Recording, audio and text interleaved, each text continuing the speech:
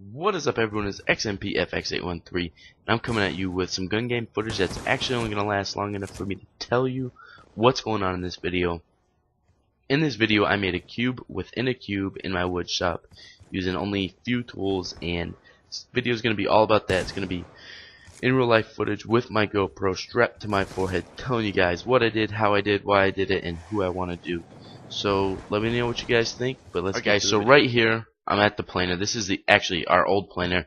Right in front of us is a brand new planer, but we usually use that for our really good pieces of lumber. I don't want to get sand in there and ruin the blade or ruin the rollers inside of it, because you know, when I'm actually making something that I want to have a good face value on it, or a good, you know, I don't want it to get all pitted up and scratched up. That's the planer we're going to use. And right here I'm just showing you this planer has a measuring tape on it. It shows you inches. I believe it goes up 6 inches. Yeah, it does. And I started off with a 4x4 and I wanted to get it down to 2.5 inches on every side. So from a 4x4 to a 2.5 by 2.5, which isn't a real typical measurement, but it works with my Forstner bit that I have. And I have this 2x4 just as like a stick to push the wood through it so I don't cut my hand off. And let's get it kicking. Alright, so here what I'm doing is, you know, when you're planing something, you want to rotate it and get every side basically. And as you can tell, it just pulls it through. And as I keep going, you'll see me, I keep rotating the handle and making the planer lower, so I'll get my 2.5 inch square. And what I'm doing is I'm just keeping it on the same for all 4 sides, and then I'll crank it back down and do it again. So that way, you know, I get it even, it's nice, it's flush. I don't have to worry about having to go back and redo one side or redo 2 sides, you know, whatever it may be. This way I get it nice and even, and I can just keep on working.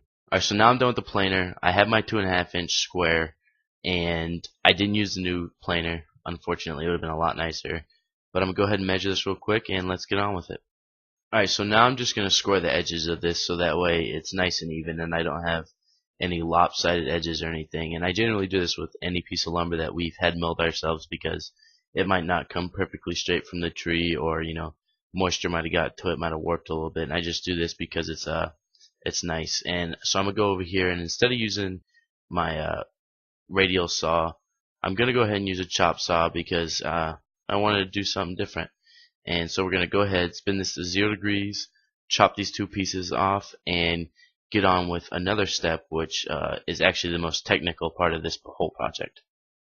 Alright, so now that I have it measured into 2 different pieces, because I originally planned on making 2 squares, and which I didn't, but we're going to go ahead and I'm going to use a chop saw and not cut my fingers off and cut this off. And I'm only going to show you me cutting the first part off because I didn't use the second part, so there's really no point. But let's get on with the build. So now what I'm going to do here is I'm going to go ahead and take a straight edge. You know, you can really use anything. I just happen to have the speed square here, which has a 45 on it, which is a nice straight edge.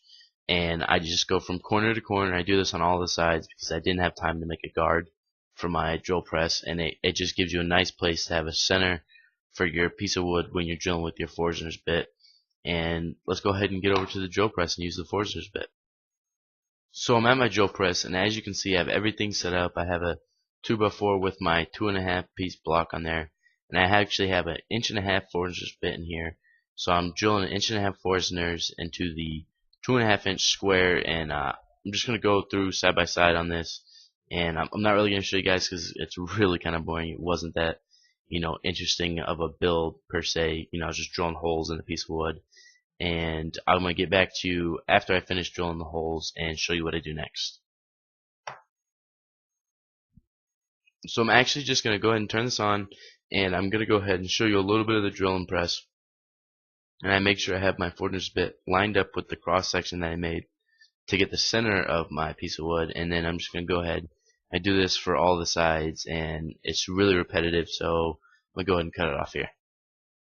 Alright, so now that I've finished drilling my holes, what you want to do is you want to take a pocket knife, razor blade, whatever you have, and you don't want to drill straight through the wood because then the cube inside will actually fall out. What you want to do is kind of get in there and whittle down the edges of this a little bit, so then the connection between the big block and the little block breaks. And then that's what gives you this suspended block inside of larger block with the circular holes, and that's why it can't get out, because it's actually just a piece of it that was built in there. And I'm gonna go ahead and sand it up a little bit and show you the finished product.